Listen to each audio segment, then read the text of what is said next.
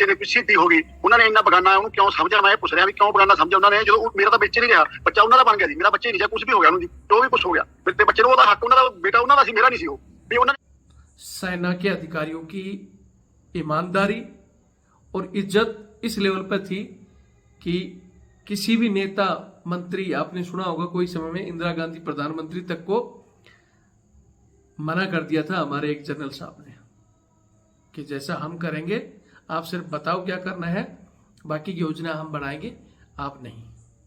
लेकिन अब पद के लालच में कुछ रिटायर्ड होकर राजनीति में आने के चक्कर में इन नेताओं की गुलामी कर रहे हैं।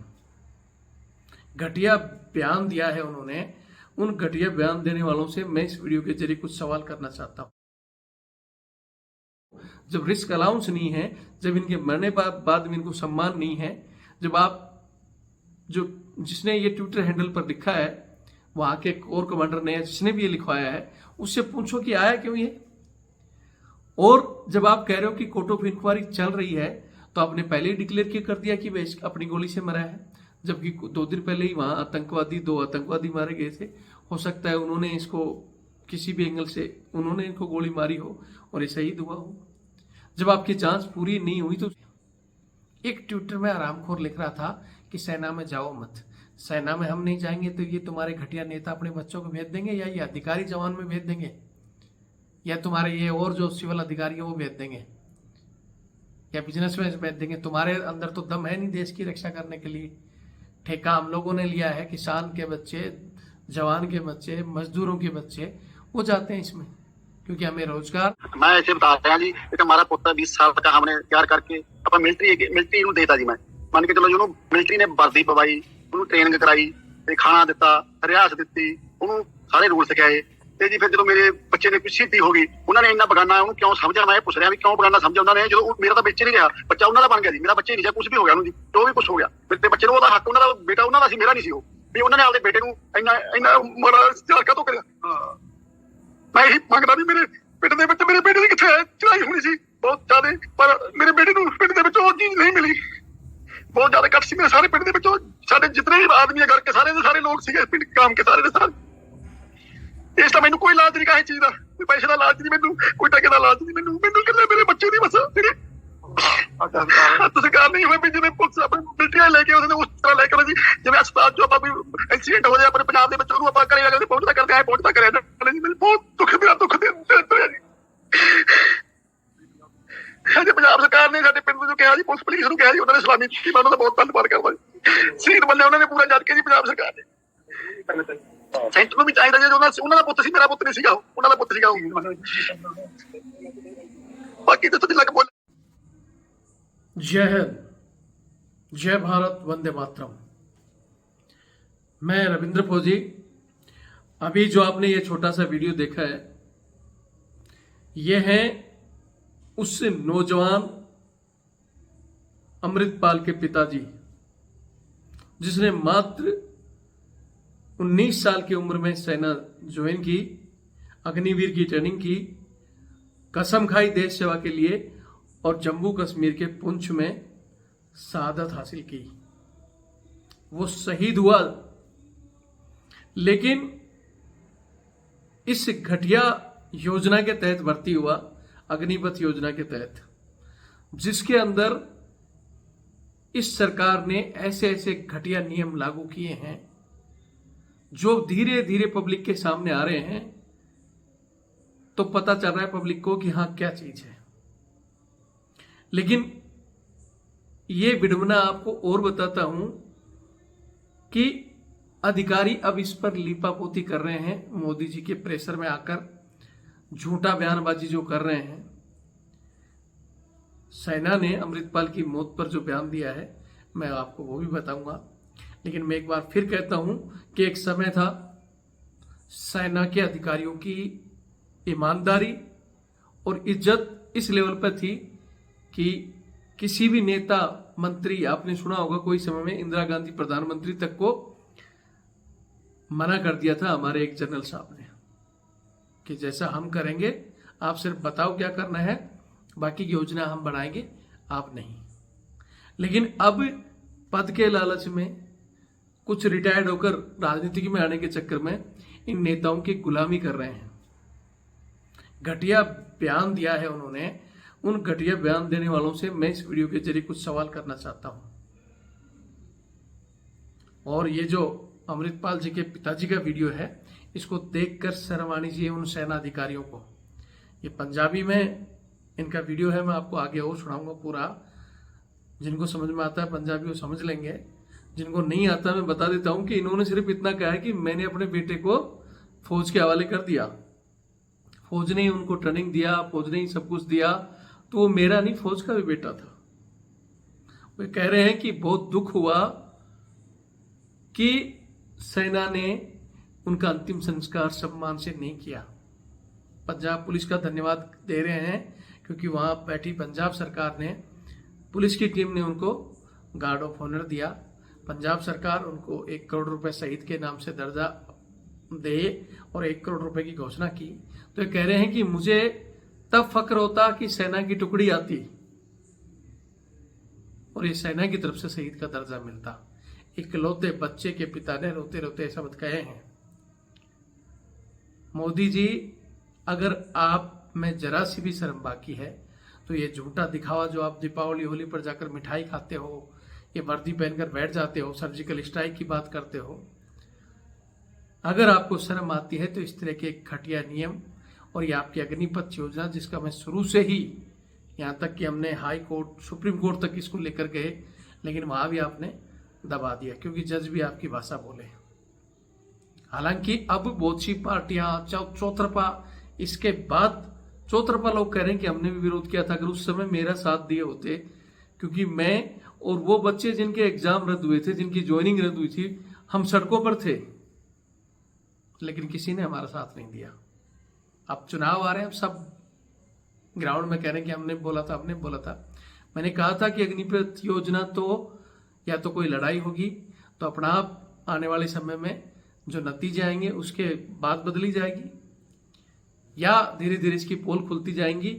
और इसमें क्या क्या इन्होंने गाइडलाइन दी है, मेरे पास अभी भी करीबन 5 या 6 तो ऐसे अग्निवीर हैं जिनको ट्रेनिंग में चोट लगी, वो एमएच गए, एमएच में इलाज चला और वो फिट फॉर होकर वापस आए, लेकिन 30 दिन के गलत नियम का हवाला देकर उनको निकाल दिया। जो 6 जवान हैं जिनका भी केस चल रहा है, एक को चोट लगी, फिट नहीं हुआ, उसको घर भेज दिया, फिट हो गया, उसको भी घर भेज दिया, क्योंकि अग्निवीर में नियम ही ऐसा है कि 30 दिन से ज्यादा अपसेट तो घर, चाहे वो बंदा एमएच में इलाज ही करा रहा हो।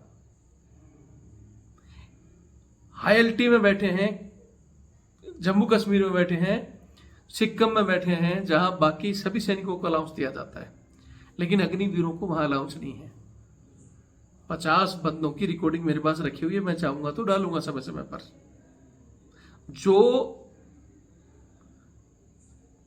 जिन अधिकारियों ने ट्विटर पे जरिए बताया है कि हमने इसको सम्मान इसलिए नहीं दिया, ऐसा कुछ नहीं है, झूठी अफवाह है, जो बता रहे हैं कि खुद की गोली से हुआ है, ऐसा नहीं दिए, तो उनके लिए भी कहना चाहता हूं मैं शुरू से इस बात को लेकर भी कई बार लड़ाई कर चुका हूं कि आपका अधिकारी किसी भी एंगल से मरता हो, यहां तक कि एक पुणे में रेलवे स्टेशन पे अपनी खुद की पर्सनल वेपन रिवॉल्वर से गोली मारकर मरा, आपने उसको सब कुछ दे दिया। और बहुत से ऐसे केस दिखा दूं। उसके बाद मैंने लगातार इस मुद्दे की कई जगह आवाज उठाई और कई जगह इस तरह अपने आप जिन लोगों ने ये कदम उठाया या खुद की गोली से जो मरे, उनको भी हमने गार्ड ऑफ ऑनर दिलाया है लड़कर। कल परसों का ही मामला जो अमित सिंह का है जम्मू में, वहां भी सिविल एम्बुलेंस में छोड़ गए थे, लेकिन बाद में जब मामला हाईलाइट हुआ, वो कर्नल की वाइफ का पता चला कि इसके पीछे तो वो है पूरी की पूरी। और फिर अमित सिंह के लिए आप देख सकते हो वहां सेना की गाड़ी भी आई, बंदे भी आए, सलामी भी दी। फिर इसके लिए क्यों कह रहे हैं आप? क्यों मोदी जी को या इनकी घटिया नीति को बचाना चाहते हो सेना के अधिकारियों? क्यों अपनी इज्जत को गिरा रहे हो? हालांकि अग्निवीर के मुद्दे में बहुत से अधिकारियों ने हमारा साथ दिया, लेकिन वो खुलकर नहीं लड़ पाए, अभी भी खुलकर नहीं बोल पा रहे। खुलकर क्यों नहीं बताते हो कि हाँ नियम है कि अग्निवीर को शहीद का दर्जा नहीं है, अग्निवीर 25% ही पक्के होंगे, इनको पेंशन वगैरह लागू नहीं है? क्यों नहीं बताते ये चीज? यही जब ये कोर्ट में हमारा केस चल रहा था, मैं हर एक तारीख पर जाता था, जहां जब इन चीजों की चर्चा होती थी कि 4 साल के बाद आप इनको निकाल दोगे, 6 महीने की मात्र ट्रेनिंग के बाद इनको जब यूनिटों में भेजोगे, इनको ILT में या ऐसी जगह भेजा जाएगा या नहीं, तो वो ऐश्वर्या भाटी चीख चीख कर कहती थी कि नहीं नहीं, ये तो 4 साल के लिए जब पक्के होंगे उसके बाद हम भेजेंगे, तो क्यों इन जवानों को फील्ड में भेजा जा रहा है? जब आप अलाउंस ही नहीं दे रहे हो, जब रिस्क अलाउंस नहीं है, जब इनके मरने बाद में इनको सम्मान नहीं है, जब आप जो जिसने ये ट्विटर हैंडल पर लिखा है, वहां के कोर कमांडर ने, जिसने भी ये लिखवाया है, उससे पूछो कि आया क्यों ये। और जब आप कह रहे हो कि कोर्ट ऑफ इंक्वायरी चल रही है, तो आपने पहले ही डिक्लेयर क्यों कर दिया कि वह अपनी गोली से मरा है, जबकि 2 दिन पहले ही वहां 2 आतंकवादी मारे गए थे। हो सकता है उन्होंने इसको किसी भी एंगल से उन्होंने इनको गोली मारी हो और ये शहीद हुआ हो। जब आपकी जांच पूरी नहीं हुई तो उससे पहले ही आपने ऐसा क्यों किया? फिर आप कह रहे हो कि हमारी 4 जैसियों व 1 जैसियों 4 जवान शामिल हुए थे उसके अंतिम संस्कार में, जबकि पूरा गांव और वो लोग चीख चीख कर कह रहे हैं कि सिर्फ 2 जवान आए थे और वो एम्बुलेंस में वहीं छोड़कर बोले कि अग्निवीर के लिए ये चीजें लागू नहीं है और ऊपर अधिकारियों का आदेश है, ना शहीद का दर्जा है ना सम्मान, ये अग्निवीर पॉलिसी के तहत नहीं आता है। आप उनको पूछो क्यों बोला उन्होंने, और वहां छोड़कर क्यों आ गए? आपका एक भी आदमी नहीं शामिल था, कोई भी वर्दी में नहीं दिखाई दिया वहां। अरे शर्म करो इन नेताओं की चमचागिरी में। क्या सबका जमीर मर चुका है क्या? हमें ठीक है, नौकरी प्यारी है, या आपको राजनीति में जाना है या CDS बनना है, लेकिन इतना तो मत गिरो कि किसी जवान की मौत पर भी आप झूठ बोलो। मैं फिर कह रहा हूं कि हर एक पॉलिसी को या तो पब्लिक के सामने रखो आप, या फिर मैं अग्निवीरों की रिकॉर्डिंग, उनके वीडियो में डालकर दिखाऊं कि क्या क्या नियम बदल चुके हैं। ये धीरे धीरे जवानों पर ये जो पॉलिसी लागू हुई है, ये जवानों को जिस तरह पैरामिलिट्री फोर्स वगैरह को शहीद का दर्जा नहीं मिलता, उनकी जैसे 2004 में इसी बीजेपी ने पेंशन बंद की थी, उसी तरह धीरे धीरे ये सेना की भी पेंशन बंद करना चाहते हैं। देख लेना, यही होगा कुछ दिन बाद। क्यों उस समय वो लोग बोले नहीं? क्योंकि उनको 2004 से पहले वालों को तो मिलनी थी, उनको बाद में क्या लेना देना। यही धीरे धीरे होगा कि हम अग्निवीर को पेंशन नहीं देंगे, लेकिन बाद में धीरे धीरे सबका बंद हो जाएगा। जब 25% उनको अभी थर्ड दिया जाता है कि हम तुम्हें पक्का नहीं करेंगे फलाना। ये एक खेल है और ये खेल जवानों की मौत पर चल रहा है। मैं हाथ जोड़कर यही रिक्वेस्ट करूंगा मोदी जी से कि मोदी जी, आप इमीडिएटली इस योजना को रिमूव करें। जो सेना पहले थी उसकी तरह रहने दें, या खुल के देश के सामने कहें कि अग्निवीर जो बड़ा चढ़कर नाम दिया गया था, ये अग्निवीर सिर्फ होमगार्ड की तरह है, जैसे पुलिस के पास होमगार्ड होता है। होमगार्ड को भी सम्मान और सब कुछ मिलता है, लेकिन इन्हें ये तो होमगार्ड से भी अगर कोई निचले दर्जे का है।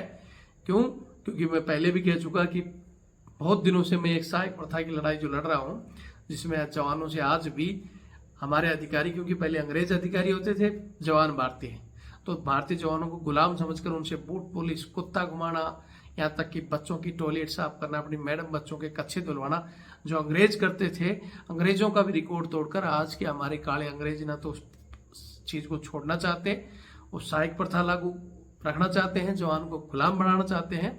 मैंने अपनी 5 या 7 साल की मेहनत से लड़कर इनके टांगे हिला दी थी, जवानों को जगह जगह कर उनको अपना हक बताकर कि तुम लड़ो, तुम्हारा ये अधिकार है, गुलाम नहीं हो तुम। लेकिन इन्होंने धीरे धीरे रविंद्र फौजी से नए जुड़े जवानों को धमकाया और कहा, लेकिन ये फिर कारवा आज भी 7,30,000 लोग जुड़े हैं और जुड़ते ही जा रहे हैं, क्योंकि मैं सच्चाई के लिए लड़ रहा हूं। और तुम गलत का जो कर रहे हो उसको दबाने की कोशिश कर रहे हो, ये दबेगा नहीं आज का जवान। लेकिन वैसे नहीं दबे तो अग्निवीर लाकर कमर तोड़कर दबाने की पूरी चाल खेल ली। बिपिन रावत जी से हम मिले थे, हमने 3 बार धरना दिया था कि सहायक प्रथा बंद करो, तो उन्होंने स्पष्ट कहा था कि ठीक है, हम 10,000 सिविल सहायक भर्ती करेंगे, हम इस पर विचार कर रहे हैं, योजना बना रहे हैं। लेकिन बिपिन रावत जी को तो पता नहीं, उनको भी खेल करवा दिया उनके साथ, और उसके बाद में ये चंद लोग बैठ के वो कर करके बैठ के कि हाँ ये योजना अच्छी है, फलाना ढिगड़ा है, और उन्होंने पूरे जवानों पर ही एक गुलामी वाली सहायक प्रथा में भर्ती होने वाले, जिनको सिर्फ सहायक के लिए भर्ती किया जा रहा था, उनको अग्निवीर बना दिया। फिर ये मुद्दा कोर्ट में गया, कोर्ट में बहस चली, तब तो उस समय क्या कहते थे कि नहीं ये तो ये है। भाड़ मीडिया और इनके लोग आज भी दबी आवाज में चिल्ला रहे हैं कि नहीं ये तो बहुत अच्छी चीज है। इतने गरीब मतलब गिरे हुए लोग हैं, अंध भक्त इतने हो रखे हैं कि नहीं ये तो इसलिए योजना ला रहे हैं कि जैसे अभी इजराइल के साथ हो रहा है, बहुत से देशों में ये इन पर थोपते हैं कि मुस्लिम भाई ये कर देंगे इसलिए हर घर में अग्निवीर हो। तो क्या अग्निवीर में ये भर्ती नहीं हो रहे? क्या सिर्फ हिंदू अग्निवीर में भर्ती हो रहा है? इस तरह के ये जो घटिया लोग सोच हैं, जो बिल्कुल आंखों में पट्टी बांध कर अंधे हो रहे हैं, जिस दिन तुम्हारे बच्चे की, तुम्हारे रिश्तेदार की, तुम्हारे आसपास की इस तरह बॉडी आएगी तब तुम्हारी आंख खुलेंगी। ये सिर्फ और सिर्फ नेताओं की, बड़े अधिकारियों की, बिजनेसमैनों की सरकार है। ये कभी भी गरीब, कमजोर इस वर्ग को नहीं समझ सकते। एक ट्विटर में आरामखोर लिख रहा था कि सेना में जाओ मत। सेना में हम नहीं जाएंगे तो ये तुम्हारे घटिया नेता अपने बच्चों को भेज देंगे, या ये अधिकारी जवान में भेज देंगे, या तुम्हारे ये और जो सिविल अधिकारी है वो भेज देंगे, या बिजनेस में भेज देंगे। तुम्हारे अंदर तो दम है नहीं देश की रक्षा करने के लिए। ठेका हम लोगों ने लिया है, किसान के बच्चे, जवान के बच्चे, मजदूरों के बच्चे वो जाते हैं इसमें, क्योंकि हमें रोजगार और देश सेवा दोनों का जज्बा है। रोजगार हमारी मजबूरी है और देश सेवा हमारे खून में है। इसीलिए हमारे बच्चे कि चलो चाहे 4 साल ही मिले हम देश सेवा करेंगे, लेकिन इनके साथ इस तरह खिलवाड़ कर रहे हो।